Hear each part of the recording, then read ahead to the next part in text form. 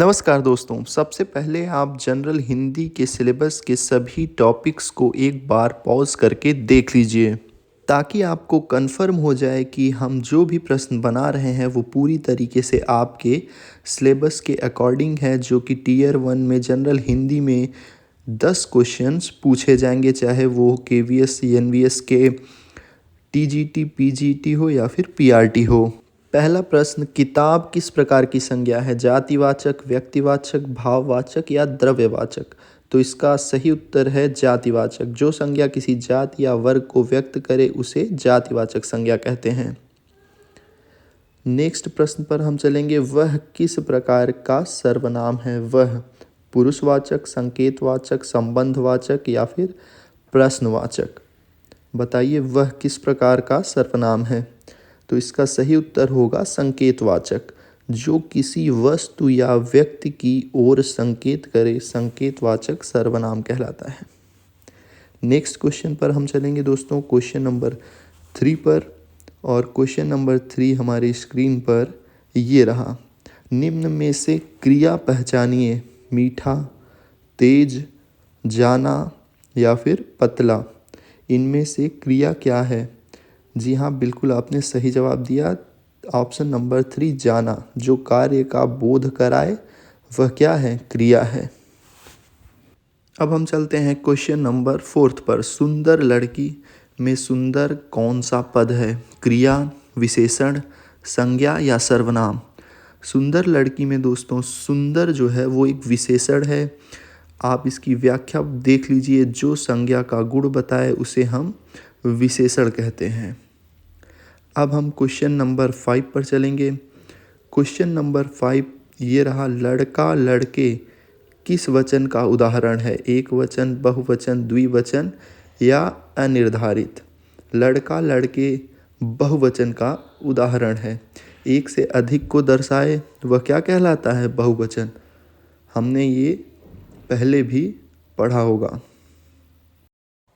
Next question, question number 6, माली फूल तोड़ता है। वाक्य किस वाच्य में है? कर्तृवाच्य, कर्मवाच्य, भाववाच्य, अव्ययी भाव?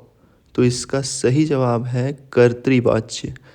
जब कर्ता स्वयं कार्य करता है तो कर्तृवाच्य कहलाता है।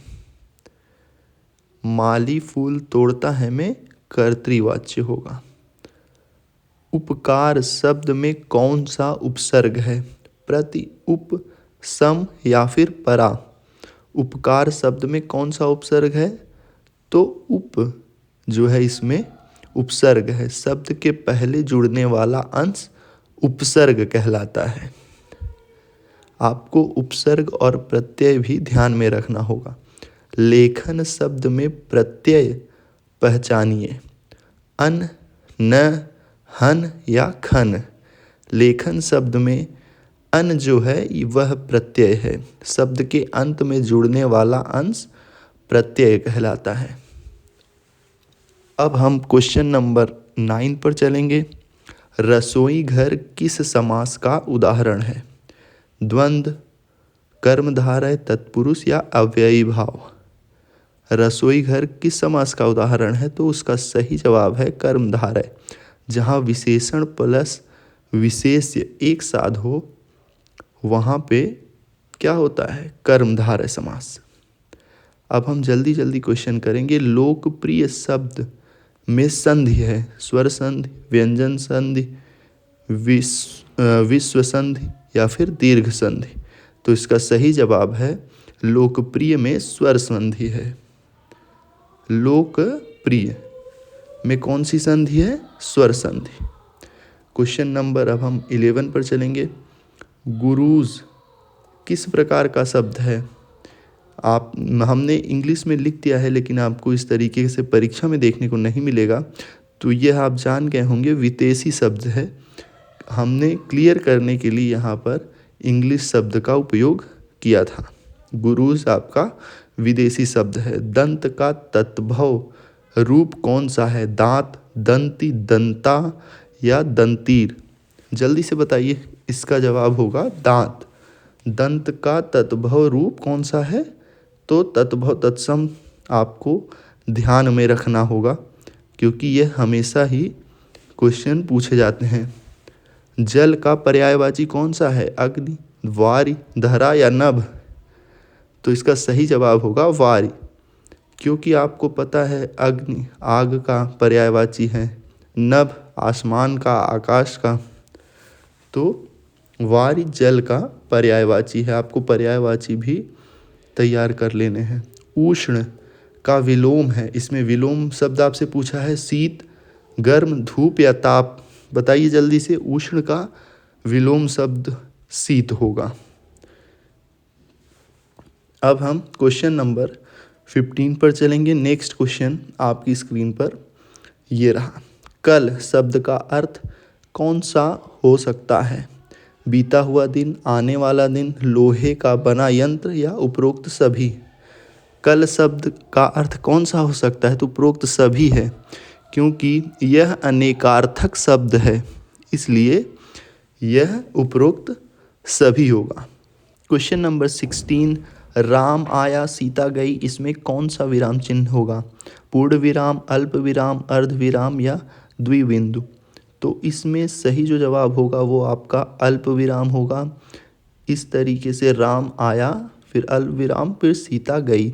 इस तरह के क्वेश्चन आपके EMRS में पूछे गए थे और किसी भी चैनलों पे, चाहे जितने यूट्यूब के चैनल हो, शायद ही किसी ने पढ़ाया हो। नाक कटना मुहावरे का अर्थ है चोट लगना, अपमान होना या बदनामी करना या नाक टूटना? तो नाक कटना का मुहावरे का अर्थ है अपमान होना। अब हम क्वेश्चन नंबर 18 पर चलेंगे। क्वेश्चन नंबर 18 में धीरे धीरे किस अलंकार का उदाहरण है?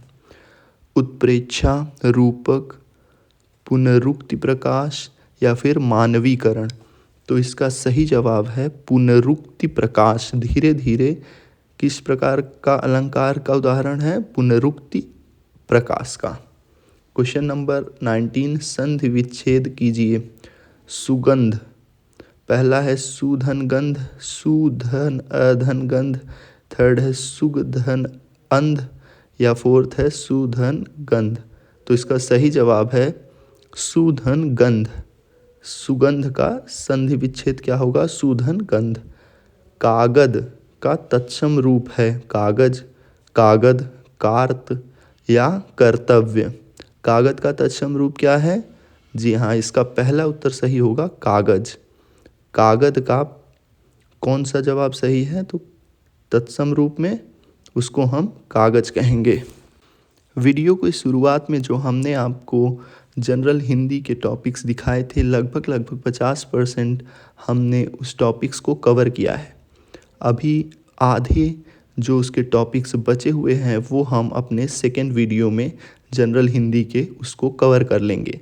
यह वीडियो बनाने का हमारा मुख्य उद्देश्य यह है कि आपको किस तरह के प्रश्न पूछे जाएंगे उसकी पूरी जानकारी हो, क्योंकि अत्यधिक स्टूडेंट्स के दिमाग में यह भ्रम रहता है कि इसी तरीके से क्वेश्चन आएंगे या इस तरीके के क्वेश्चंस नहीं आएंगे। तभी हम हर तरह के जिस तरीके के आपके क्वेश्चंस बन सकते हैं उस तरीके के क्वेश्चंस हमने बनाकर आपको दिखाने का पूरा प्रयत्न किया है। आप अपनी तैयारी इसी ढंग से करिए। वीडियो देखने के लिए आप सभी का धन्यवाद।